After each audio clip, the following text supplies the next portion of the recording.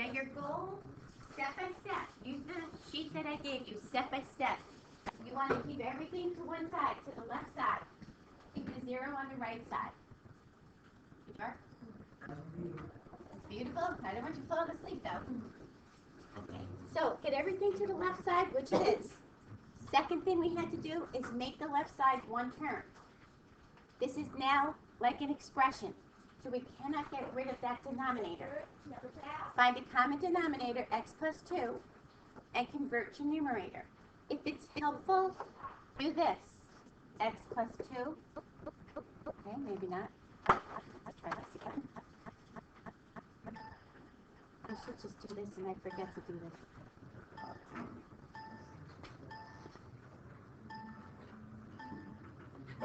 Okay, if it's helpful, multiply the top by x plus 2, multiply the bottom by x plus 2. Just put it right next to this, so that you remember this is what you're doing. This is an expression. You have to keep the denominator. Convert the numerator, collect your like terms. Now, once you get to here, you don't have to refactor this because you're just going to solve your numerator, set it to 0. So, once you're in one term, to the zeros of the numerator, zeros of the denominator. Zeros of the denominator are the same when you did your domain restriction. That's what was in your denominator. Right now, nothing you do will cancel out. So zeros of the denominator is the same as your domain restriction. And if up here you did your domain,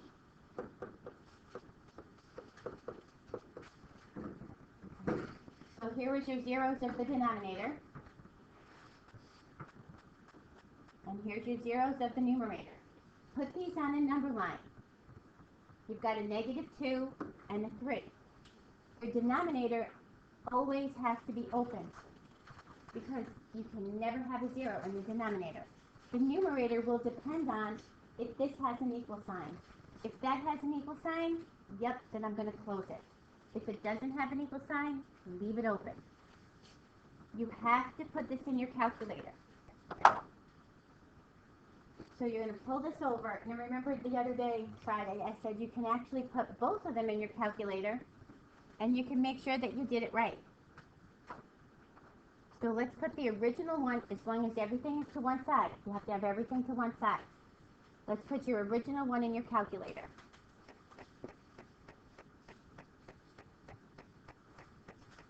With my calculator.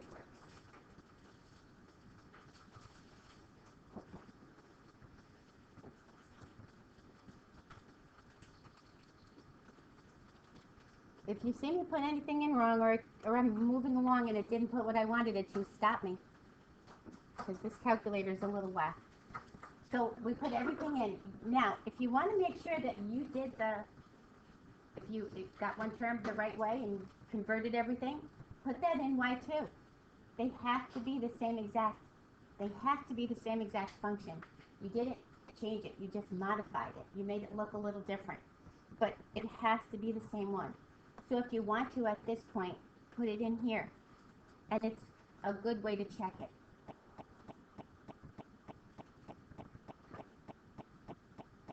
Okay, so now when you graph, God bless you. Now when you graph, you should see one set of graphs. Here's my first set. Looks like my second set must be the same. So that means I converted everything okay. Go to your table. These have to be the same. When you get to this point, test to the left of -2. The left of -2, the value of that function is the value of the y. You just want to know if it's positive or negative, so it's negative. Between -2 and 3, I'll test the 0. Oh, it's positive. I put my positive up here. Come down and test to the left of 3, to the right of 3. It's negative. These are the guys you want to test. So once you find this out, negative, positive, negative, you say, I wanted all the greater than zeros. I wanted all the positives. I just want this guy in between.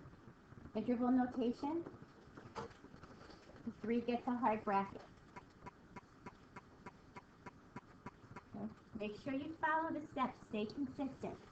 It's a little strange looking because you haven't done this before. I don't think you did this one. Did you do this in algebra 2? No? So So we do zeros of your numerator, zeros of your denominator.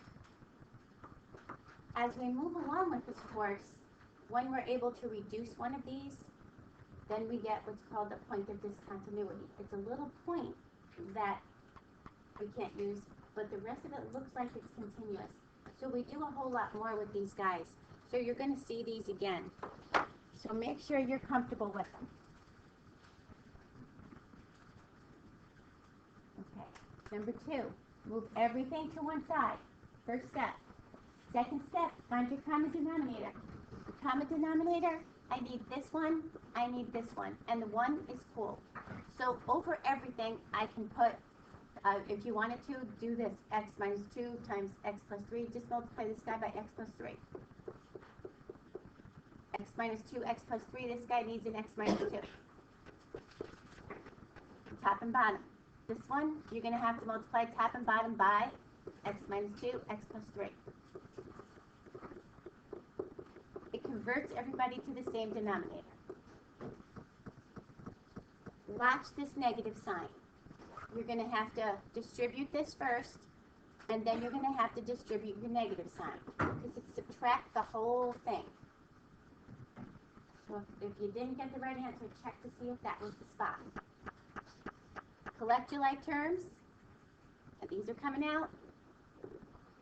Collect them. You'll come out with this and this. You can't change your denominator. Your denominator has to be both of those terms. So up here we did your domain restriction, which I should have said earlier. So your domain was negative infinity to negative 3. Jump over it. 2. Jump over the 2. So this is the zeros of your denominator. You don't have to write them again, because you already wrote them for this. The zeros of the numerator, this guy. Put them all on the number line.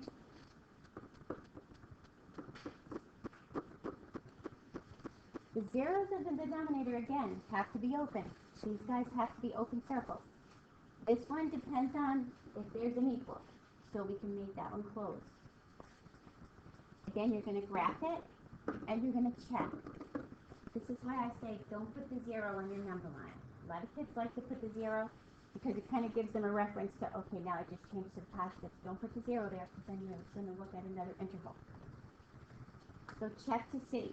A negative, a positive, a negative, a positive, and you guys wanted the negatives. So you wanted this, you wanted this. And you wanted anything equal to 0. So negative infinity to negative 8, you want to include the negative 8. And negative 3 to 2, non-inclusive. Questions? Did you just have to kind of like tweak it up a little bit? You probably had the right thing going on, maybe just missing 1 or 2 things. Okay, the pattern is the same each time. Get everything to the left side, make a common denominator. Write your domain restriction first. I've got 2 things I can't use in my denominator. Okay,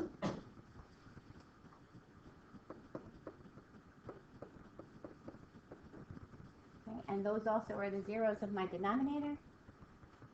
If you want to do them again, you certainly can. They're not going to change once you get down to here. Get everything to one side, convert, multiply by x plus 4, x plus 4, x plus 2, x plus 2, and convert. Don't get rid of your denominator, and don't cross multiply. Find the zeros of the numerator, zeros of the denominator. Again, test your sections.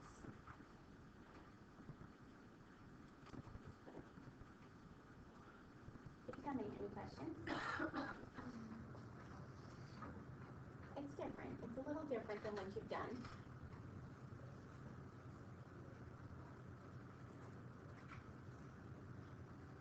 Try when you look at it to keep the same procedure each time. Put everything to the left, common denominator, get the zeros of the top, zeros of the bottom, put it on the number line, and check. And you have to be able to graph that. Put it in your y1. I would put this in my y1. I'd put this guy in my y2.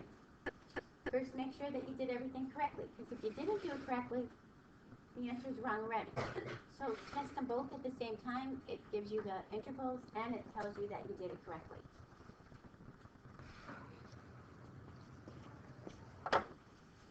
Questions? Stop me if you have any questions. Again, everything is to the left-hand side. Make it a common denominator. Common denominator is x. The only thing you can't have in your denominator is a 0. So your domain says negative infinity to 0. Jump over the 0. There's your zeros of the denominator.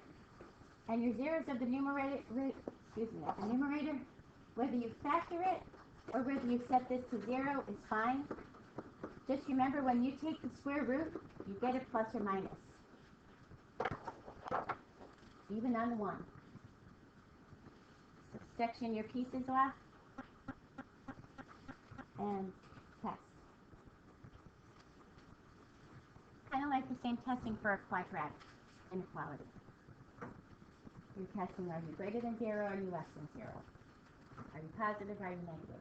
When we look at your value of the y, that's called the value of your function, is the y value. And all we need to know, is it positive, is it negative? Does it fall above the line, does it fall below the line?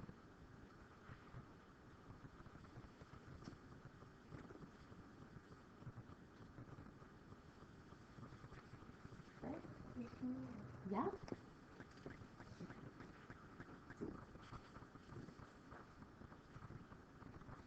Again, the values in the denominator are always open, because you can never have a 0 in your denominator. The values of the numerator depend on the actual inequality sign. If it has an equal sign, it will be a closed circle. It will be an equal, but not the denominator.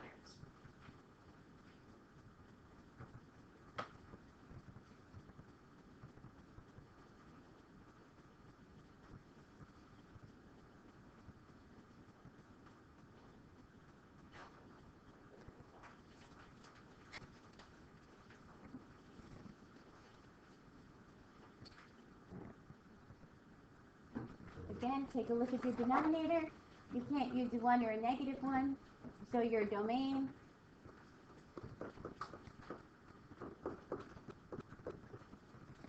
that's also the zeros of your denominator. Move the 1. This 1 has to come to this side. Set everything to 0. Get the 0 on the right-hand side. Your common denominator, x minus 1, x plus 1. This needs an x plus 1. This needs an x minus 1. This needs both. And again, make sure you do this and distribute your negative 1. These were your perfect squares. And now distribute your negative 1. That's why it's good to put them both in. Put the original one, but you kind of have to do this one. You have to have everything to one side. And then put this one in. So it'll tell you if you did everything right. Zeros of your denominator is the same as your domain restriction. Question? No? Yes? Compare zeros to the numerator. What's that negative 1? You could either divide by a negative 1 and multiply by a negative 1. So I just multiplied by a negative 1. You don't want this to be negative. Because you set this now equal to 0, before you factor, don't factor this with a negative. You want this to be a positive 1. So either divide everybody by negative 1 or multiply everybody by a negative 1. Now factor it. This is not going to affect your zeros. And that's what we're looking for, these guys. Your zeros of your numerator are going to be a closed circle. Your zeros of the denominator, open circle. You have a lot of intervals on this one. You have 4 critical values. It means you have 5 intervals to test. And you're looking for all the negatives.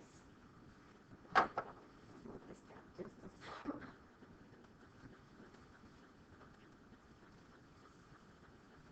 soon as you see the graph, when you graph it, it kind of shows you there which ones are dipping below, which ones are above.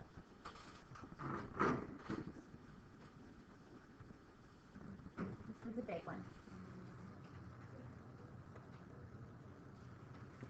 Questions? Okay. So you kind of see the routine going on. Put everything to one side. Common denominator, zeros of the numerator, zeros of the denominator. Test your intervals.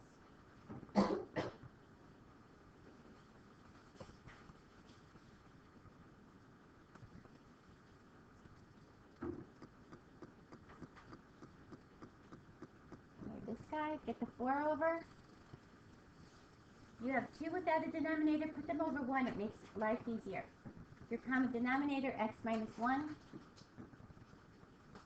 So collect your like terms. You can't use the 1 in your denominator.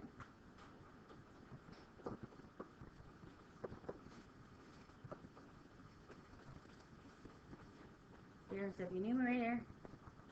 Yeah.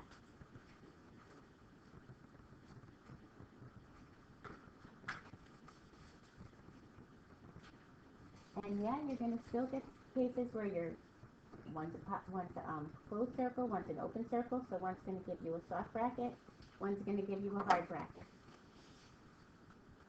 The numerator goes based on the inequality sign, the denominator always open.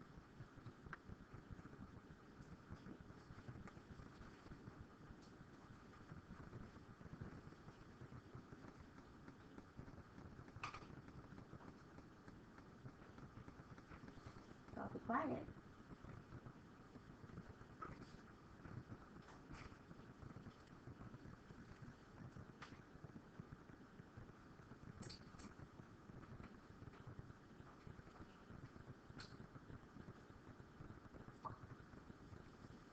And no cross multiplying, you need that denominator back. It's always good to graph it because you can actually see if you're going to miss a part.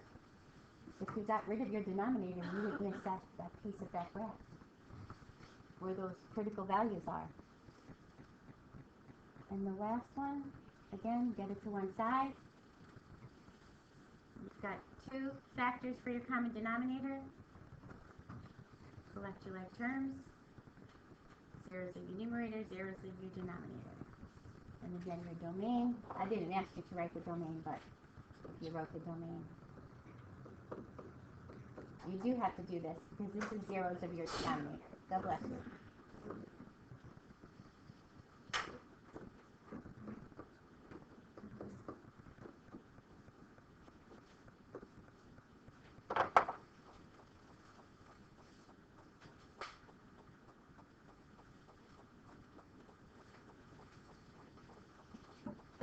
Of both of the things that we did.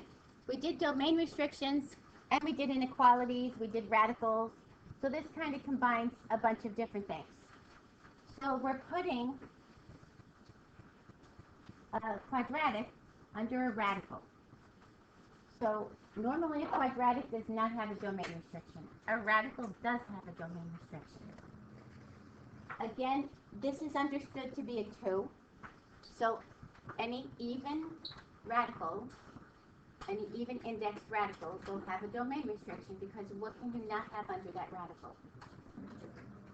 A negative. Good.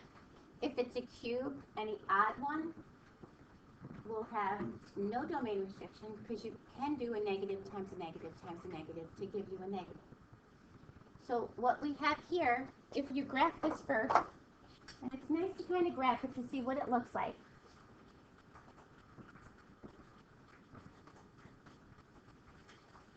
Or not. And you probably graph this a little faster than my calculator will graph this. I think it's just my board. My board is old.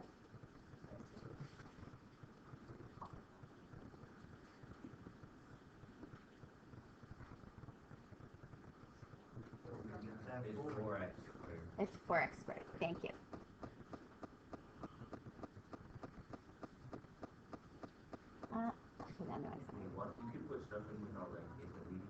You use an insert. Second delete.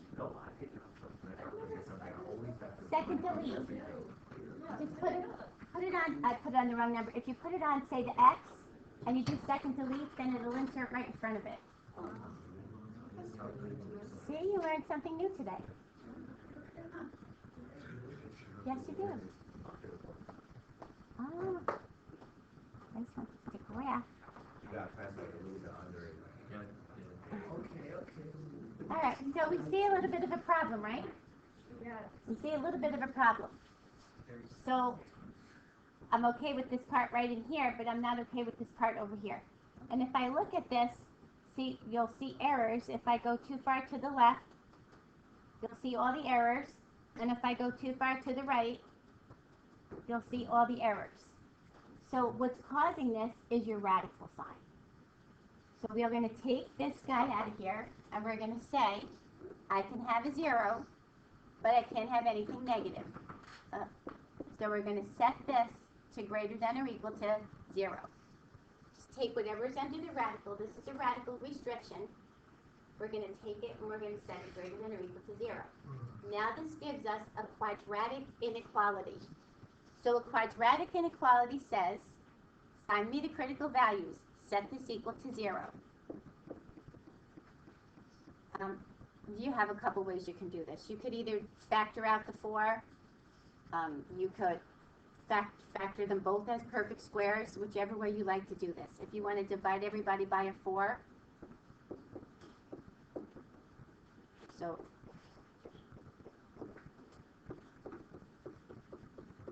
here's your critical values.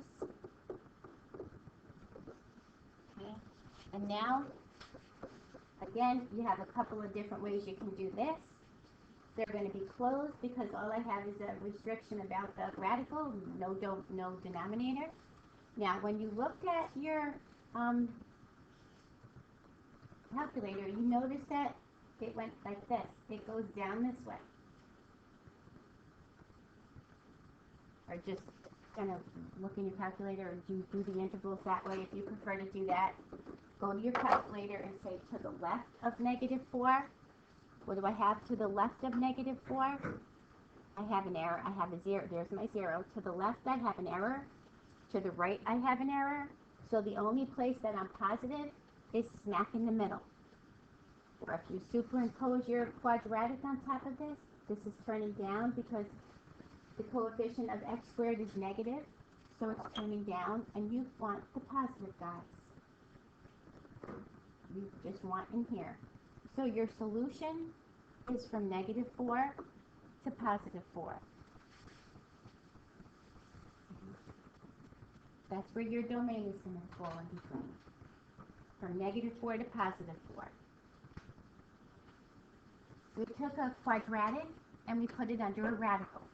So now it has the domain restriction of a radical, and we have to use the fact that it's a quadratic inequality that we came up with. Now if I took this and I put this in a denominator, what would be the difference? It can't be 0, so what would be my solution, my domain?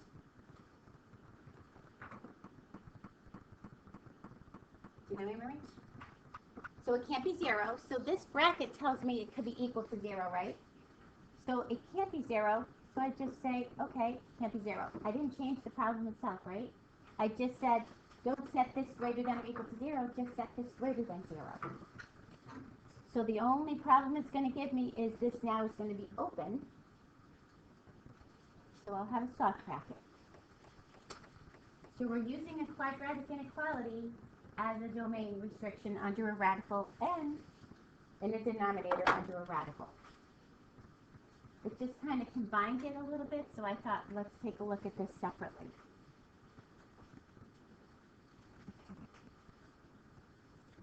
And this guy, do I care about the x in the numerator? No, doesn't affect me at all. My numerator can be 0. My denominator can't be 0. My denominator alone can't be 0. And now I have a radical in my denominator. So remember when we talked about your 3? We said fraction denominator can't be 0. Radical can't be negative. Radical under a denominator cannot be 0 either.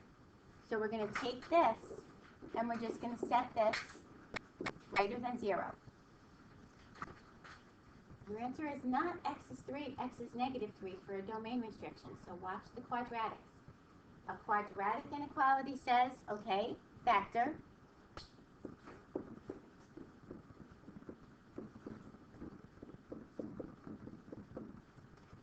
but it's an inequality.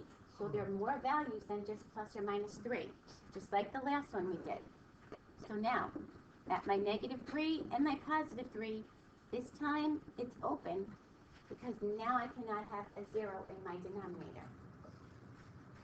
And which way is your quadratic going to open up? Up or down? Up. So if I superimpose this here, I can see where my positives are going to be. My value of y will be positive over here, negative here, positive here. So now my inequality says you can use these guys. So my domain restriction will say -infinity to -3, jump over it, and 3 to infinity. If I put a 3 in here, this is going to give me a 0 in my denominator. If I put a 2 in here, this is going to give me a negative. So I can't use these guys in here.